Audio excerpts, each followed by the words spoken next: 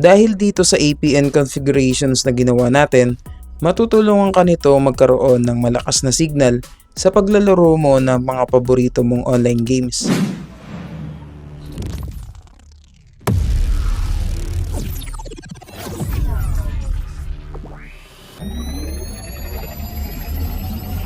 Howdy mga kabady, welcome to my channel Tricks Buddy PH here. Bakit kaya karamihan sa atin ay nagtsatsaga sa default APN ng ating mga cellphone na sadyang napakabagal at sobrang lag? Lalong-lalo na kapag tayo ay naglalaro ng mga paborito nating online games tulad ng Mobile Legends, Call of Duty Mobile, Clash of Clans, League of Legends at iba pa. Kung meron naman tayong paraan para pabilisin ito. So narito ako para i-share sa inyo ang isa sa mga fastest gaming APN ngayon.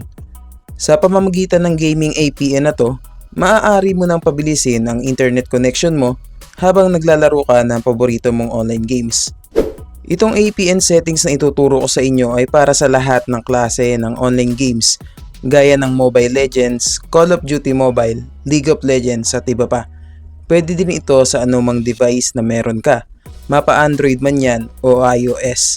Basta alam mo kung paano palitan ng APN settings sa iPhone na hawak mo.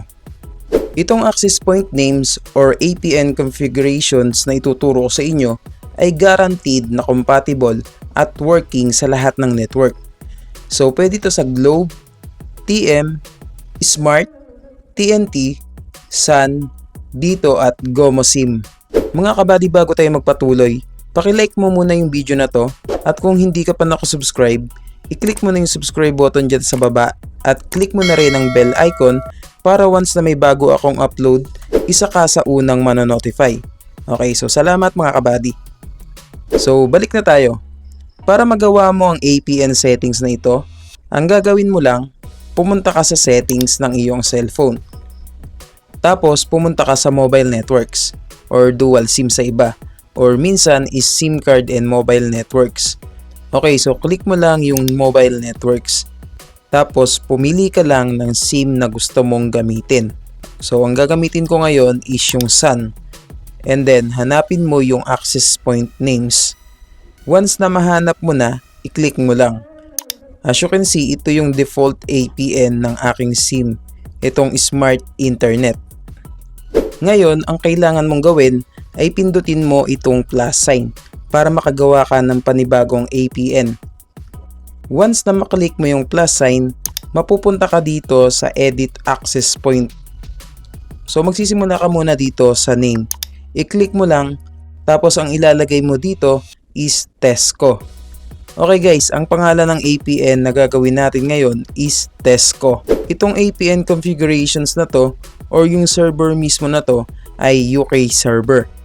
Make sure guys na tatapusin mo itong video na to at sundin mo yung mga steps para hindi ka magkamali at para mag-work sa itong tricks na to.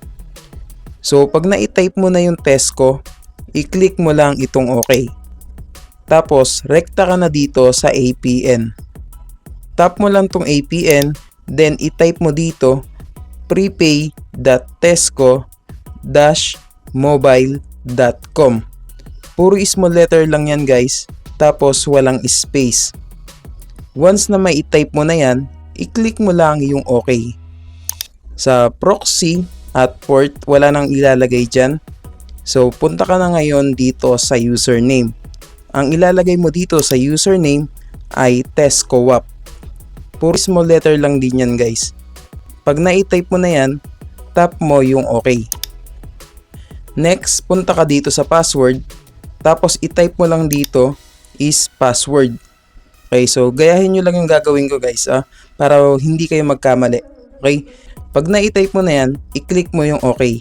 Tapos wala na tayong gagalawin mula dito sa server pababa or hanggang dito sa bearer. Guys, dito sa MCC at MNC, automatic may nakalagay na dyan. Magkakaiba yan guys, depende sa area mo. Parang yan na yung pinaka default code sa area ninyo. Next step guys, i-double check nyo lang. So balikan mo tong name. Okay, so Tesco, all caps lock. So okay na yan. Then itong APN is prepaid.tesco trixbuddyph.mobile.com. Small letter lahat at walang space. Tapos sa username is testcoop. Then sa password is password. So all goods na yan mga kabady. Ngayon pwede mo na yan is-save. Tap mo lang itong more, then click mo yung save. So ito na yung ginawa natin na APN.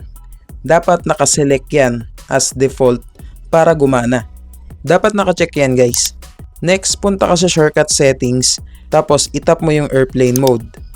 After 5 to 10 seconds, itap mo ulit para ma-refresh yung signal. Ngayon, pag nagawa mo na yan, pumunta ka naman sa speed test.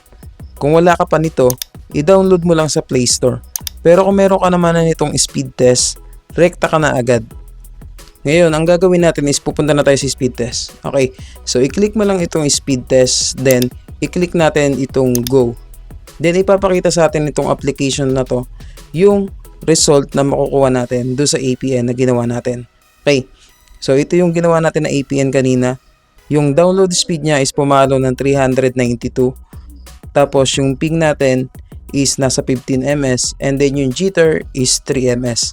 Tapos yung upload speed natin is pumapalo siya ng 20 Mbps. So medyo maganda-ganda na to mga kabady. Ngayon ito-try naman natin maglaro ng Mobile Legends.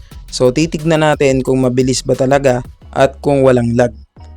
Okay, so click natin itong Mobile Legends. Okay, so hintayin lang natin mag-loading mga kabady. Okay, so medyo matagal-tagal to. Okay, so disclaimer lang mga kabady. Okay, so hindi po ako pro Mobile Legends player ha. Hindi po ako expert dito. Okay, so naglalaro lang po ako dito pampalipas oras. Okay, so baka may mag-comment na naman dyan na nagmamagaling ako. Dahil dito sa APN configurations na ginawa natin, matutulungan ka nito magkaroon ng malakas na signal sa paglalaro mo ng mga paborito mong online games. Mababawasan din ito ang paglalag habang ikaw ay naglalaro. Working din ito sa kahit anong signal status. Mapa 5G ka man, 4G+, 4G LTE, or 3G. Itong APN na to ay pwedeng gumana at pwede ring hindi gumana sa inyong cellphone. So depende na lang yan sa inyong location.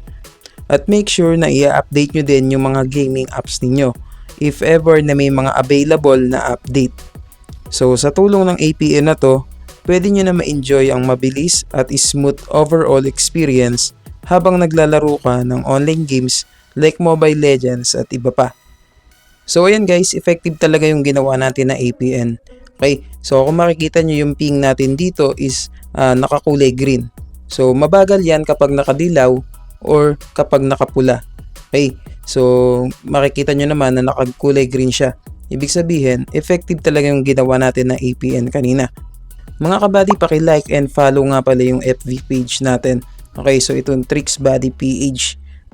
Dito tayo mag-update at dito ko ilalagay yung mechanics natin sa mga parables natin and pag-giveaways. Okay, so pag na-hit natin yung 50k subs, magpapamigay tayo ng siguro GCash, or titignan natin kung kaya ba natin magpamigay ng smartphone kahit mumurahin lang. Okay, so dapat naka-like and follow ka dito sa page natin.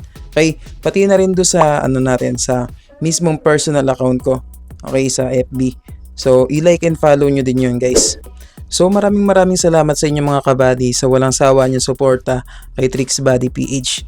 At shoutout din sa mga silent viewers natin, sa mga solid supporters, at sa mga viewers natin na OFW. So hanggang dito na lang muna tayo mga kabady. I hope na may natutunan kayo. Muli, ito po si TrixBuddyPH. Tandaan, daig ng taong matanong ang taong nagmamarunong. God bless po sa lahat. Yun lang, salamat.